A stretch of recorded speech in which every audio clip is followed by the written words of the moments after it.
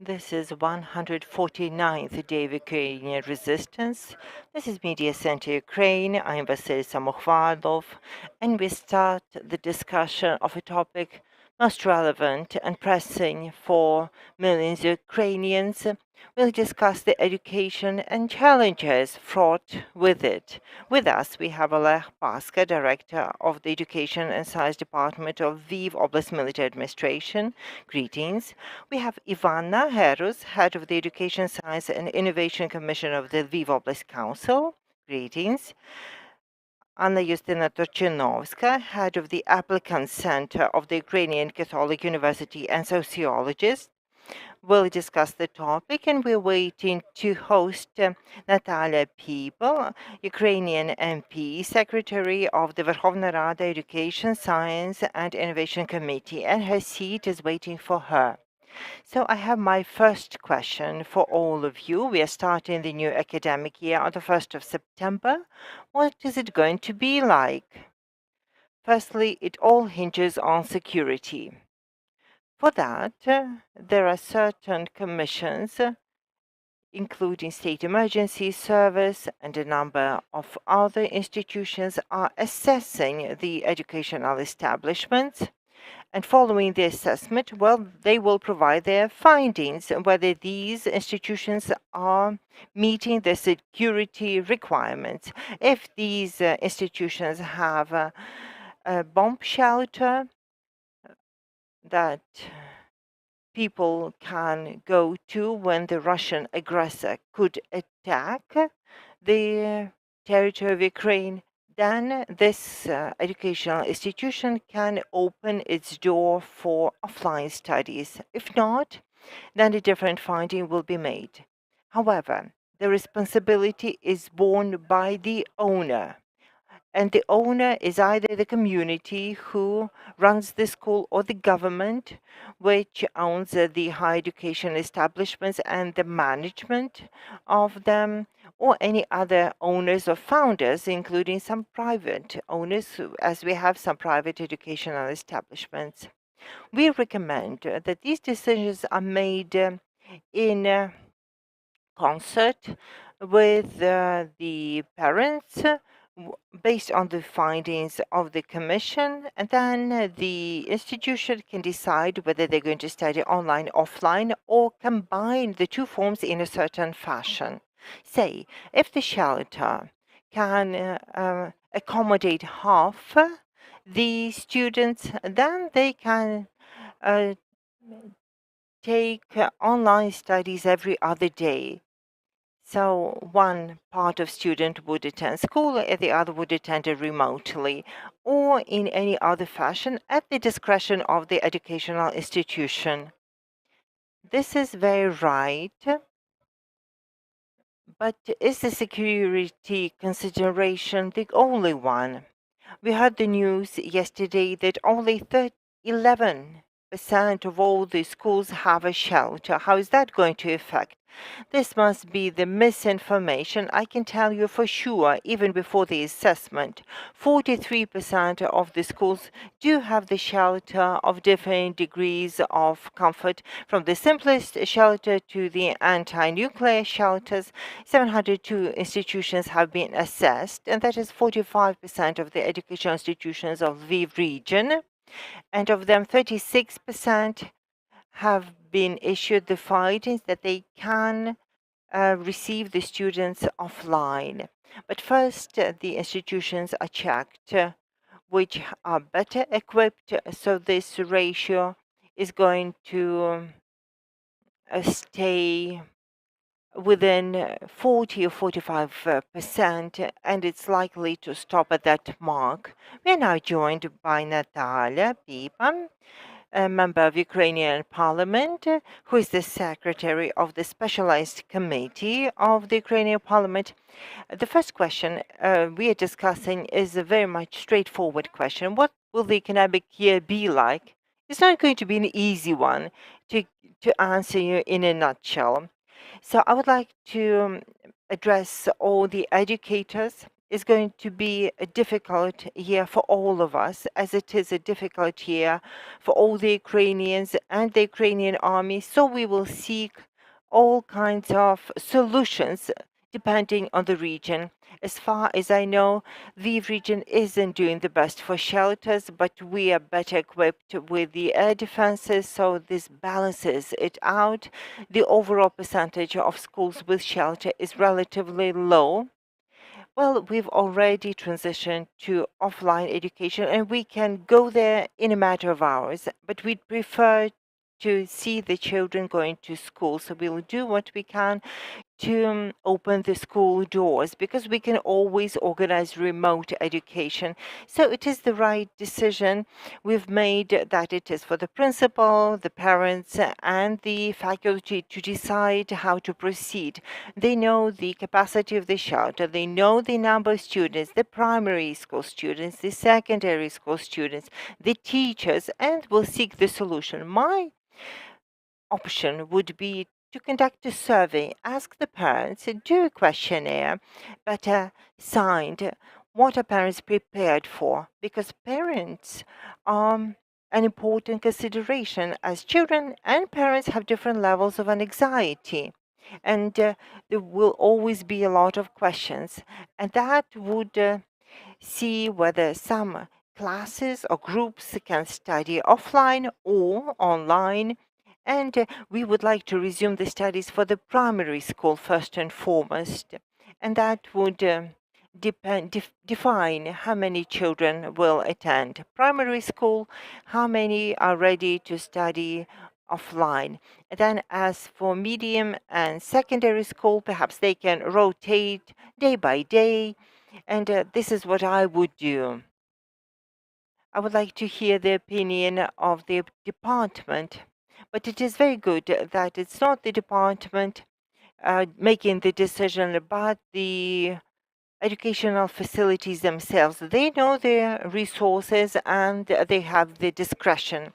There were times during the COVID wave on the decline, there were some mixed or hybrid forms of study. And many people want to return to schools because 2 years of offline study have not been easy. It's about self-education to the great degree. And I think it was over 50% of parents who felt the quality of the education declined. Absolutely. How easy is it for a maternity school student to study offline if they haven't learned how to study? How can we sure that the students can really dedicate themselves to their studies? It all hinges on the teachers and on the principals. Some have been brilliant at online studies, but there were at other times when people with children would log on and then go back to their beds. So we have to be prepared. We have to talk about the course books. We have to stand prepared to protect the walls, the shelters, and to boost our fighting spirits. I would like to discuss the course book. 1.3 billion were allocated to the armed forces of Ukraine, and I believe the decision was made rightly. That's where the money was needed. This was done in the fairly early days of the full-scale war. Now we need to find the money for the course books. The fifth-year student are the priority, and there are 4 subjects. And this is the first time the fifth graders are starting the new Ukrainian schools. These course books haven't been printed yet, and this is where the greatest value lies. If we did the calculation for the entire Ukraine, one course book costs 97 hryvnia, and we need to raise millions of money to fund the course books. I have received some support from the Swiss partners. We'll still return to this question. Let's hear from some other colleagues. We're talking about schools and high schools because we have universities, colleges, we have kindergartens too, and we also need to know whether children will go to kindergartens or not. If I could begin, So talking of kindergartens, the same work is being done as in schools, but the kindergartens have already opened their doors. Many are only receiving the children whose both parents are employed, who need to find a place for their child to stay and be cared for whilst they're working. This is important. Say if there are 20 kids in a group, it's not easy for one teacher to bring 20 kids to the shelter. So we are now limiting the group size. So if people want to send their kids to kindergarten, they have to be aware of the circumstances. Going back to schools, not all the schools have the shelter because of the design of the building, but the Ministry of Education is recommending that the shelter in the neighboring buildings within 5 minutes walk could also be used so the students could reach them in time. And the question is addressed to the territorial communities, whether they can organize it all. Vocational education is also a priority for us and one of the drivers of the Ukrainian recovery. And the students are much more mature there, and perhaps we could consider online option, but it's about hands-on learning, and children need to acquire a skill and master a vocation, and they won't be able to do this offline. How will they be able to do the blue-collar jobs? How can you teach an engineer online? Well, that might be discovered one day, but it hasn't been discovered yet in Ukraine. So the vocational schools are a major resource that have hosted a lot of internally displaced people. Luckily, the dormitories are being renovated, and the internally displaced people will stay there, and some will be relocated there to open up the other educational facilities. The new academic year is going to be difficult, but it is going to be a novel academic year. We'll have different classes, and many children are abroad, so we'll talk that at a bit later time. I would like to give the floor to Anna, who will talk about the university focus. What are universities and institutes to expect? So at the Ukrainian Catholic University, we're very eager to go live and start it in mid-September, as we usually start the academic year at the Ukrainian Catholic University. We have indeed learned to study offline. We've maneuvered for the 2 years and used different hybrid models. But it is very important for us to be back at the campus, back in the halls, because at the Ukrainian Catholic University, apart from the studies, we foster an ecosystem of relations between the students, faculty, alumni, staff, and that is very difficult to foster offline. Usually in spring, when the full-scale war started, all the activities, all the volunteer projects were launched from the campus of the Ukrainian Catholic University at the intersection of students, faculty, staff, when we came together and sought solutions to a problem. The way we've been studying this spring, we have social-oriented courses, and we changed the topics within their majors. The students and the faculty did what was needed. Our lawyers went to the law clinic to offer their services. The psychologists provided psychological advice. Politologists reached out to the European parties and wider. And we would like to continue the same in the same vein, and it's best done live. As Oleh was saying, we had already worked with the Commission surveying our shelters, and we have been allowed to proceed and use our shelters, and we can teach from shelters. Some rooms have been converted. We are now finalizing and implementing some recommendations so that we are fully prepared and as secure as we can be. According to our calculations and our faculty and students, if we study in 2 shifts, we'll we'll make it with all the programs and all the students. So we are working to bring in a two-shift model, and we hope that since mid-September, our students could be back, and master students will be beginning their studies in October.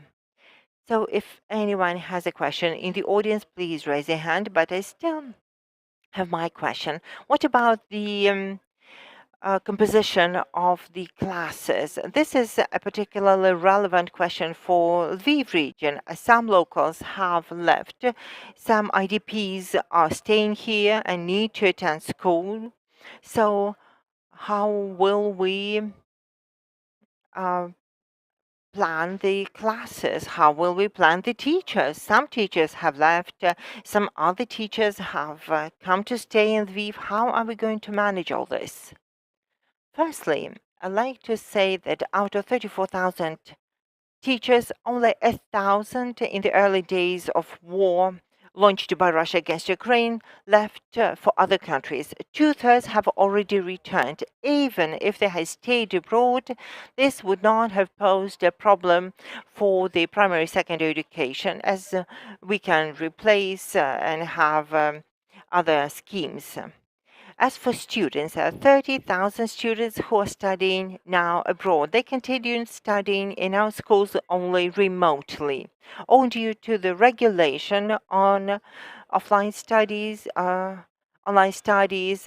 We have all worked to elaborate it. We are now trying to simplify. We wanted to promote the quality of remote education, and we have extensive expertise there as we've been training the teachers for 2 years. We are still not satisfied with the level we have, but it is very high compared to other regions. So we hope that the students who are now staying abroad have to stay with us. We'll fight for every single student so that they can still study with us. We have Ukrainian remote school project. It's working, it's issuing documents. We trained the students from the areas of operations or the occupied territories. And this school will continue its operation.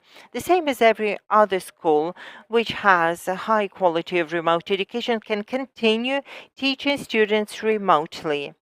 I see, but let me ask you a follow-up question. My personal experience isn't very relevant, but many parents are asking themselves the question, will the students go to a local school? And it will be very difficult to combine two schools, and that is a major challenge.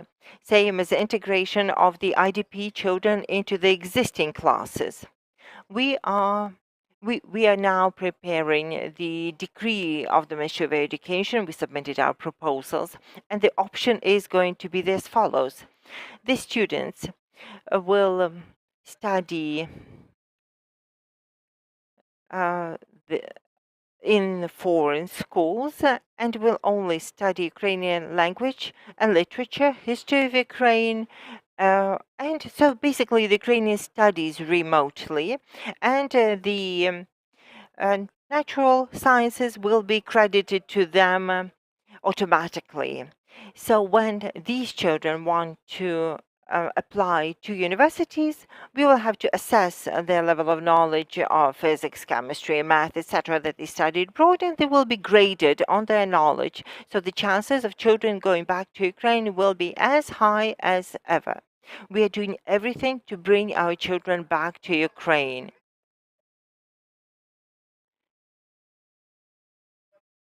Let me ask you a managerial question, but also a psychological question. As children will all come together with their own experiences, with their own traumas, how do you bring that together when there are local children, children from other parts of Ukraine? How do you bring them together? Let me deal with what I know. There'll be 25 kids in primary school, 30 in mid and senior school, in high school, and now some IDP children can be added to it, and this will have to be done through remote studies. No better solutions seem to be on offer. The last initiative we presented was about psychology, and an American doctor of psychology from UNICEF helped us design the concept, and we talked about organizing training to help teachers identify child trauma. Uh, our teachers and our school psychologists haven't had such a relevant experience, and we need to scale this project across the entire part of Ukraine. This is the first step that is needed, identifying child trauma and then referring the child to the specialist. Trauma can manifest itself in all the different ways, and we need to know how to recognize that. Teachers need support too. Teachers need to have someone to talk to. And this has to be done as a system. These courses could be organized online. Some experts might arrive in here, and 3 months later, why don't we do a repeat survey when children and teachers have already worked for 3 months and will see the problems? Let's stay with them and help them. We don't have much experience of asking for psychological assistance. I've been to the IDP camps, and very few of them are prepared to ask psychological advice. Many of them have lost their homes, many have to leave their homes. Well, we were the generation that haven't experienced a war, but we've lost this luxury. Often, what they do, these people are invited to some computer courses, some other courses, and this is a path a psychologist uses to help the people. I know we'll need to do something similar here. I have just 3 points to make. We have inclusive resource centers with the experts trained. Their recent training was delivered by Israeli experts who have extensive expertise in the field, and they've given advice to the children and to the adults alike. We have such centers in every community in the region. Secondly, we've conducted a serious study with the Institute of Healthcare for the teenagers, and we'll have the results coming up in 2 weeks' time. It was a massive study about the psychological trauma sustained by the children, and the Institute will provide advice on dealing with different categories of children, the different approaches to take. It will be guideline for the teachers could follow. And the third point, these are issues pertaining to the training of the teachers so that they would know how to handle such children. These courses will be designed based on the outcomes of the study conducted by the university. There are many issues connected with the integration of the IDP, and they will depend on the way we as the Lviv region treat the IDPs. As Natalia was saying, there are many funds working with the IDPs at the IDP centers. Moreover, many psychologists working there stay undercover. They simply stay there to cope with the critical level of stress because people tend to shut down. Yesterday, with the Council of Europe, we conducted an event with the children. We had a chance to talk to the IDP children, and we see a lot of interesting opinions. And one of them is that children say, I've lived in the east of Ukraine my whole life. We were taught in Russian. The course books were in Ukrainian, but the teachers, all the tutors without exception, would talk to us in Russian and give the explanations in Russian. And it was a child of 16 years of age or so. Why am I criticized for speaking Russian or poor Ukrainian if no one was following and making sure that we are taught properly. Many children have raised some other issues, like they don't want to stay in Lviv region. They are afraid that they'd be bullied for their language. But the child was speaking perfectly good Ukrainian at that. So this is a mindset that we have to change. And the IDPs are saying, don't do something for them, but do something with them. And this is a very important distinction we need to make. We try to isolate the IDPs. There was an idea, let's have a separate school for IDPs. Let's ask the IDPs if they want to go to our schools. If not, we'll open a separate school for them. So it will be like a ghetto. So our major objective will be to work with the class masters who can monitor the situation in the class and help children accept the IDP children and integrate with them. I hope by the end of July, we will have collected a lot of information from different sources and studies and will be in a position to offer some guidelines.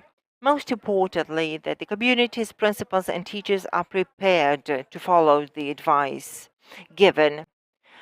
Often there's some rejection of people.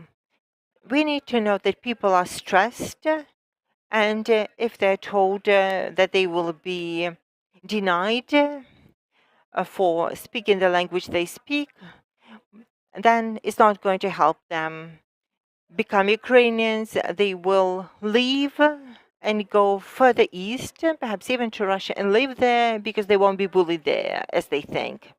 So it's an assignment for the psychologist and an objective for many foundations working in Ukraine now to help change our mindset and teach the Ukrainian children how to handle the children. Last week, we had a very interesting discussion with a psychologist who discussed the trauma that our society has experienced. If you have questions, I'm Christina Porubi, Espresso TV channel. I would like to go to the question of shelters. Oleh was saying that there are 36% of educational institutions equipped with shelter. So my question is, what criteria were used to evaluate the shelters? Are you considering the basements or are they properly equipped shelters? It's less than a half. It's a very small ratio. What should other schools do? Don't they have any shelters, or can something still be done this month to equip them? There are big schools, major schools without shelters. They were built in the 80s of the 20th century. I know some schools with 1,000 students that don't even have a basement to speak of. So the commissions assess, and they are professionally qualified to make the assessment of the shelters, whether they are suitable to enable offline studies. And they're not saying that this school should open its doors. They're signing a document which is a finding and a recommendation. So the finding would stipulate that the school can open its doors for offline study, but the choice rests with the parents and the teachers. And what are the criteria? Are there certain criteria? Absolutely.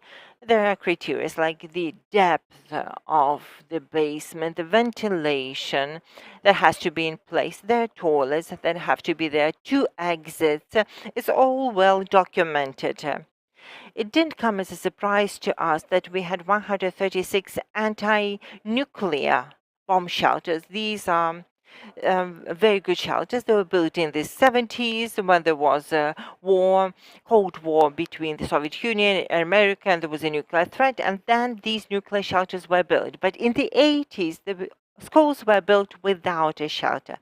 The best schools with the best shelter of all that I've seen recently, and it's all done to standard. It's a shelter for 600 students equipped with all the prerequisites is 5 meters underground. So this is the ideal shelter, if we could put it this way.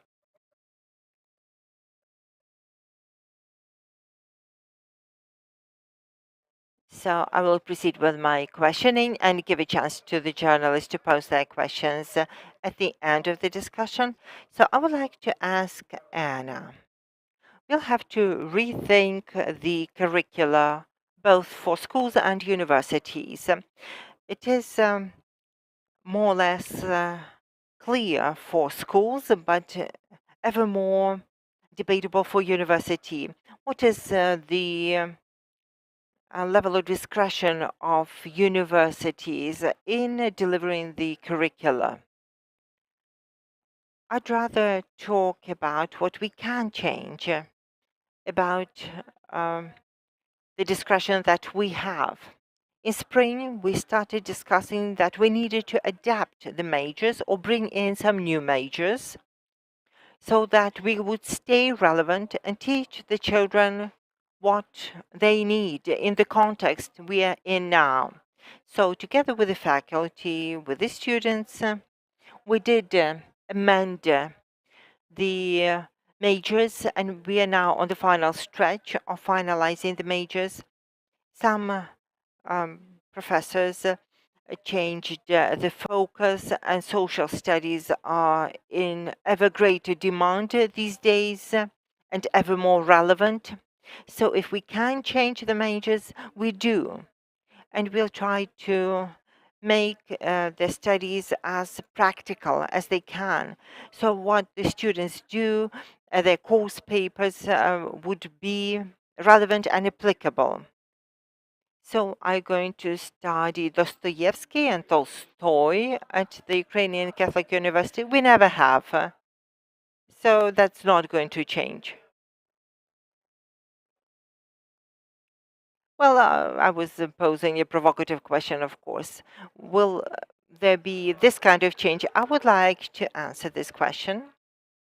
I would like to thank all the teachers from Lviv, and we drew a proposal of the foreign writers to exclude and include. There was a working group that worked officially with the Ministry of Education and Science, with professors, PhD, um, and practitioner teachers who are very much vested in the topic. The decision that was made was to exclude all the Russian authors and exclude a Belarusian author, Bykov, which is anti-Lukashenko, but also sings praise to the Soviet era. It is Vasil Bykov, right? Exactly. So the decision was to exclude him from the literature list. Gogol is a hotly debated writer. He believed himself to be part of the Russian nation, although he ethnically and culturally belonged to Ukrainian nation. We study some of his works as part of the Ukrainian literature, as some as foreign writers. He wrote on Ukrainian topics in Russian, so it's difficult to define where he stands. And Taras Bulba, his novel, is very disputable. Uh, with his depiction of the Ukrainian Cossacks as very fierce people. So his writings are very debatable, as well as his identity is very controversial. He was a very controversial man in his time, and apart from writing a number of works where he ridiculed the Russian Empire, so there there are many points to discuss there, and they're still ongoing. As for Dostoevsky, many would recall the Crime and Punishment that people used to study, but the choice of Dostoevsky, I read more about his life. He not only recognized Ukrainian nation, but he never recognized any other Slavic nations. So for him, it was just the Russians, and all the others have to be subservient to Russians. And his authors and the Russian people, on those who study the so-called Russian culture, and his choice was either to be a killer or a victim. And this Raskolnikov wants to be the killer. And so surely there's much to debate there. What will it mean for teachers and schools, the course books, etc.? So this was the official working group. There's a decision of a different committee with the Institute for Modernization of Culture, and the decision was made unanimously there too. And on Monday, there will be an official discussion. If you Google Sergei Scarlett, the Minister of Education and Foreign Literature, he isn't certain that we need to exclude Chekhov, Dostoyevsky, and others. But my position is firm that we have to exclude all Russian writers until the end of the war, and then we can reconsider and bring some back, and how we want to bring them back. This this is definitely the fact that we don't need so much Russian literature in our course. Why don't we study Byron or Mickiewicz to such extent? So the commission with the Ministry of Education, with 40 people, including Serhiy Babak, the minister Serhiy Skarmet, Serhiy Gorbachev, the educational ombudsman, they will make the final decision and they will ratify the foreign literature list of authors. This is to be decided on Monday, and there will be no changes in the course books, as at best we'll print the course books for the year 5 and 9. But we made sure that the authors were available in Ukrainian translation, and the authors that would replace the Russian authors would be in free circulation in the internet. So as of today, we don't have a finalized program for literature, and the debate is still ongoing. The position of the Department of Educational Lviv administration has been formulated, and we submitted our vision to the ministry. Firstly, in 300 years, everything that is called the Russian culture hasn't helped make Russians a cultured or civilized nation. They remained barbarians that they were, so we don't see any use or sense or benefit of using it to teach our students. The only question is we planned to return Hochul to the Ukrainian literature. He was writing in Russian, and he has some interesting works that are not discussed commonly, but there was a well-known scholar of Shevchenko, Yaroslav Dzira, who worked for the Institute of Shevchenko Studies, and he found an article by Gogol where Gogol motivated the independence of Ukraine, and I have this article at hand. I don't recall the precise title. Gogol has done a lot to upend Russia. So this is the idea that we have at the department. Yesterday, at the expert council, we approved the recommendations to support the integrated course of Ukrainian foreign literature, where all the Russian writers would be excluded that failed to make Russians civilized people. So this is going to be a very interesting course, and we offer it to be adopted by the Ministry of Education and Science. We have a course, an integrated course on Ukrainian history and world history, where Ukrainian history is presented on a global dimension. And the fourth point I wanted to make, we are not working we're not only working at this, but if there is something wrong with the program, like physics, physics was often taught badly to spike no interest in physics. So our physics teachers have redesigned the physics program to make it innovative and exciting. And Friday we are going to hold an expert council, and we will see what it is about and prepare the more programs of the same kind, so that we can pique the interests of our students in STEM studies and many other studies, so that we could build a modern, highly educated Ukrainian nation, very different from our neighbors to the east. Well, Hohol spoke Ukrainian, and he burned his second volume of his works. So we're working on a story right now on what Ukrainians are saying on social media, specifically on TikTok. One of the videos that is getting thousands and thousands of views, you talked about quality of education, is how poorly paid Ukrainian teachers are. Some salaries are just a few $100s a month. And this is a question for our member of parliament. Member of parliament salaries are well over 1,000 US dollars a month, if I'm not mistaken, and there's talk of a raise. Judges get a few $1,000s a month. So how do you expect teachers to deliver quality education when they're hardly making ends meet on a few $100s salary a month? Я, мабуть, перепитаюся деталі, щоб дати точну відповідь. I need to ask you a few details. I know you're asking you're asking about the course books and quantity.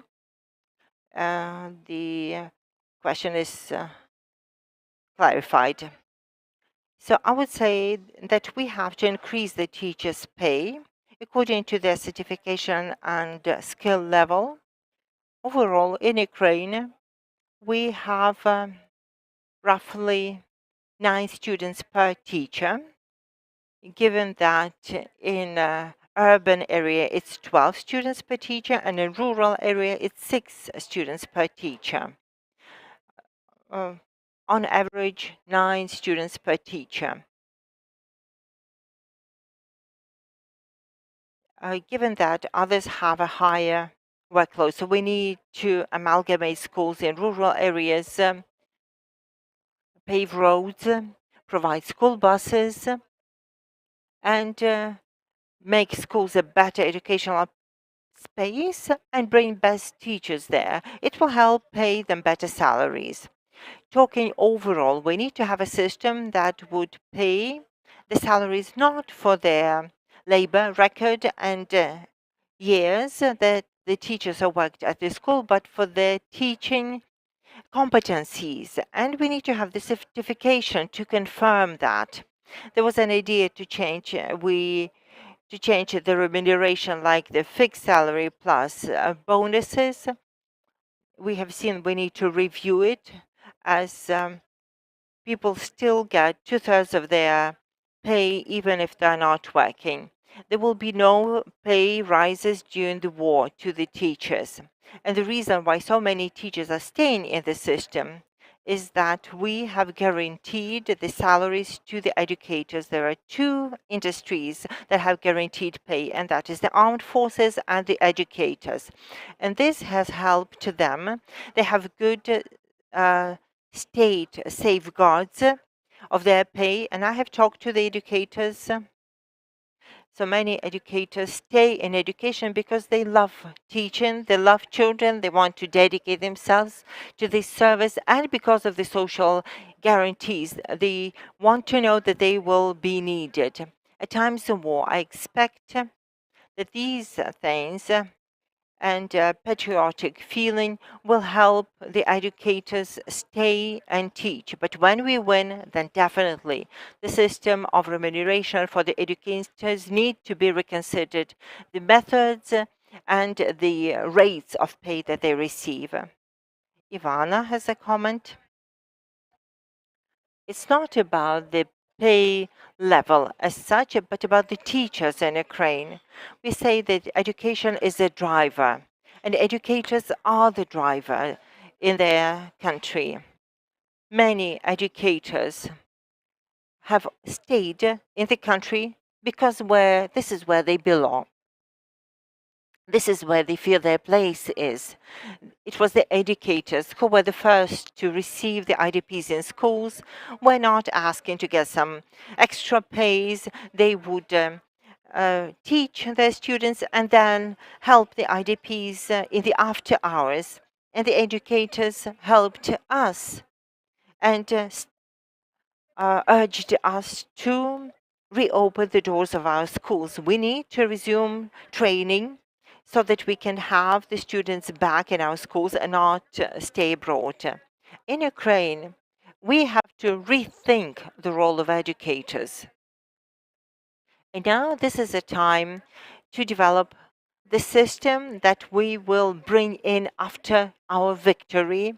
And pay teachers decent pay. So it is prestigious to become a teacher. It is a challenge for us, and we can now grab this challenge and find the resources to implement it. There's literally thousands of TikTok videos from Ukrainian mothers from Eastern Ukraine who have come here.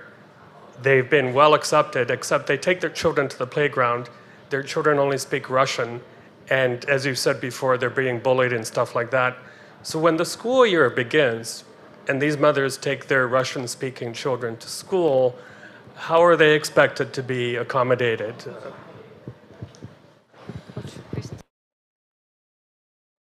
Let me put it this way. If you go to the playground in Lviv or in the region, you will see 5 kids speaking Ukrainian, 1 child that has never spoken Ukrainian, but give them half an hour and they will make a transition.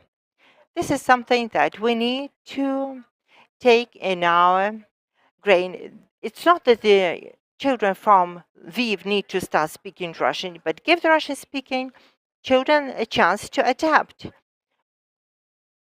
Our children have started speaking European languages in a matter of months, so Russian-speaking children can do the same. If children will study live, they will have more chances to socially interact. We can have some mentors.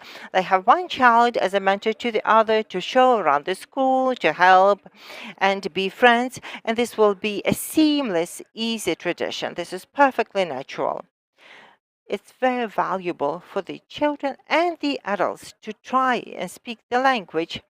It's nothing wrong with making mistakes, but this is the best way you can start speaking language, but attempting to speak the language. And if people are making some slow Ukrainians, we know this is going to change. And this is a natural process of adaptation. We're a big country. We didn't know each other well. Now we've come much closer, and this is very valuable to have it. And we are much more open than many think. Of course, if a mom sang lullabies in Russian because of a number of historic prerequisites, it's a different path to those than who heard lullabies in Ukrainians. We accept it as a fact, and we support these children and people with a lot of love. And I have just a few points to add. Well, Lviv University, Lviv Polytechnical University, and some of our faculties opened free Ukrainian language courses in a matter of days. Thousands of people signed up for them. So I have a very positive outlook. And I have the best feedback of the Ukrainian DPs. They're determined to learn the Ukrainian state language, and this is testified by the huge demand of the Ukrainian language courses. And TikToks are also a way to learn the language. I know that we have up to an hour for this discussion, so I have a very specific question. It was simple at the beginning, but now it's become very complex. 2 years of COVID plus war. What will that mean for education in our country, and how will we deal with the consequences? It is a very specific but a very far-reaching question. The first was a more straightforward question, as we are now working on it. So we can start prevent the consequences if we start going live now. And this is what we've worked hard at our university to do. We tried to implement some hybrid models during COVID times, and our campus was still vibrant with students, with the only exception of the red zones. And we try to stay that way now. Obviously, it is about the quality of education, and online cannot be as good as real life studies, no matter what platforms we create, what online integration we put in. Life studies cannot be matched. Plus, all the additional skills said that the students acquire the soft skills that they cannot be learned online if you're not working as an intern, if you're not doing some international exchanges or internships, if you're not part of the student self-governance, if you're not helping in civil society organizations. And if this doesn't happen, then the consequences will be difficult to predict. But we're seeing with the students we admit this year and the year before that, they're very different to the students we admitted pre-COVID time. Some have difficulties in communication, some have difficulties integrating into the environment, some don't know what it is like sitting in a hall and attending this lecture in a hallway. So this first semester is always about integration. It always used to be this way, but now it's going to be ever more about integration as we try to minimize the impact of this online isolation.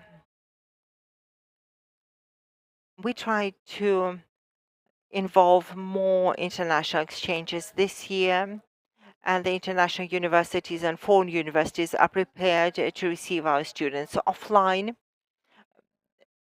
Earlier, there were issues with this during COVID times. So we are now creating a platform called UKU Global, and we've signed a great number of a memoranda with the American, European, and Asian university to transform our educational programs, as the students will go there to study, but also staying here in Lviv and UKU will join these programs and follow some majors with other universities.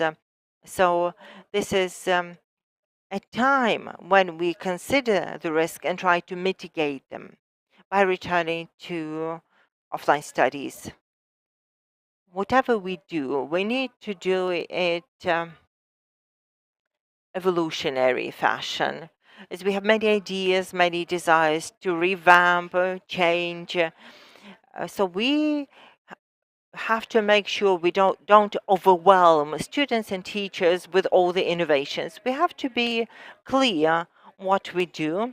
We have decided what we do for foreign literature, Ukrainian literature, and history, and we should be implementing them. Secondly, after our victory, we will still be under risk as a country, and we have to help Ukrainians develop knowledge and skills for a hypothetical aggression that could come sometime in the future. So we need defense training for all school students, and that should start from an early age. It doesn't mean that we'll be teaching kids to handle firearms, but need to teach the children how to behave under different scenarios. If there's an air raid warning, what if you've been abducted? Many kids in Kyiv found themselves in a situation where their car was shot at the Russians and they ended up in the forest, so they needed survival skills. And this will also help children build their resilience skills and know how to deal with the different situations. And also, we need to imbue love and determination to fight for our homeland. Some say, I'm not born for the army or something like that. Why can't I travel abroad? We need to work together and fight back what is rightfully ours, and be prepared that we will take the place where we belong that may be different from the usual standard place in life. So 2 years of COVID plus war. How is that going to affect education? COVID has significantly affected education. We learned to work remotely, and this has been a very fast pace of improvement. Secondly, it has helped us be more aware of our identity and our calling, our belonging. And many have seen that we have an enemy in the East. It has been our enemy for 3 centuries, and no matter what name it bears, it is still our foe. And we don't need to study the Russian culture, as it hasn't helped the Russians. Thirdly, as Ivanka was saying, and this is exactly what I was thinking, we need to protect Ukraine and make it a subject that would be taught much broader so that the children know where to find shelter, how to use it, that the architects would bring in um, the construction standards for the school, that every new school built has to have a proper bomb shelter with proper protection in place. So we have changed as a country. And we need to know that this is for years, perhaps for decades, and we need to take it in our stride. Thirdly, this will accelerate the reconsideration of the curricula, the course books. We will have the hearings now, so the course books will all arrive next year. And I would urge the authors of the course books, if our fighters are sacrificing their lives for the country, can't you allow the course books be used for free? This is the time when we need to make this step. And the authors of the course books are the very people, if they want to teach their children, then they are the very people who will do it soon and will thank them in August. So just a few ideas from me. Natalia?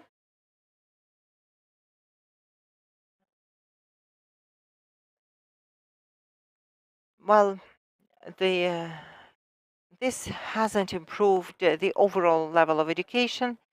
Some people have learned to study online and teach online, but overall level of education has declined. We had to have a PISA test comparing all the countries of economic uh, union and a number of majors. So this test checks for knowledge and also for understanding and ability to make conclusions and inferences. It is a competence, and this is what the new Ukrainian school is about.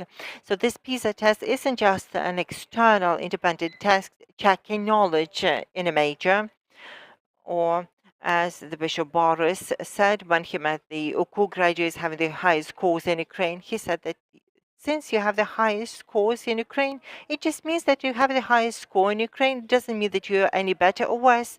So you've learned the subjects. Good for you. So this is my point. We don't have a grading scale apart from the 12 grades that we assign. The Ministry of Education has revoked the final year test for the fourth and ninth year of school. And this was not the right decision. We'd like to continue the discourse that the marking examinations isn't about punishment. It's about a transition to the next stage. This is how the whole world lives and studies. I know there was a reason to revoke it for the wartime because it was done for security considerations, and we accepted it. I accepted the multidisciplinary final test. We blocked the changes to the law until we saw the instruments. If it's not the external evaluation, what will give us a transparent admission instrument for universities? So the question is about reshaping, re-engineering our system of education is open. We've learned to work online, but there is a lack of socializing, lack of communication, and it's there. So a lot of educators have faced the challenge head on, and we will have the good results. But we shouldn't simplify the education. We need to have the evaluation instruments still in place. So the education is that fishing rod that will help students fish and help the country fish so that we could bring our victory closer and have a well-established, prosperous country, we need people who are highly educated. So this is what we'll be doing next, and this is what we'll be working towards. There are many challenges ahead, but we will master them. Thanks to all the guests, we discussed education, the way it is now, the way it's going to be tomorrow. Thanks, Anna-Yustyna Turchynovska, head of the Applicants Center of the Ukrainian Catholic University, Ivanna Herus, head of the Education Sciences Innovation Commission of the Lviv Oblast Council. Thanks to Oleh Paska, Director of the Education and Science Department of Lviv Oblast Military Administration. And let's thank Natalia Pipa, a member of the Ukrainian Parliament and Secretary of the Education, Science and Innovation Committee.